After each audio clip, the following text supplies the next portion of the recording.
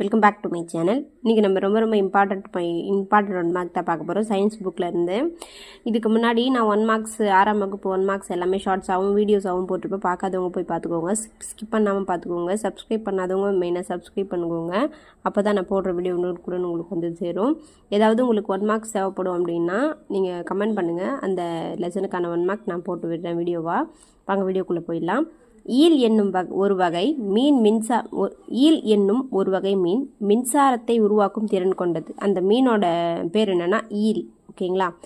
இவை மின்னதிர்வை வெளியிட்டு எதிரிகளிடமிருந்து தங்களை காத்து கொள்ளவும் தங்களது உணவை பிடிக்கவும் செய்கின்றன. ஓகேங்களா? அந்த மின்னதிர்வை அதை வெளியிட்டு எதிரிகளிடமிருந்து தங்களை காத்து கொள்ளவும் தங்களின் உணவை பிடிக்கவும் செய்கின்றன அப்படின்னு சொல்லியிருக்காங்க. சரிங்களா? அதுக்கப்புறம் அம்மீட்டர்னா என்னன்னு பார்க்க போகிறோம்.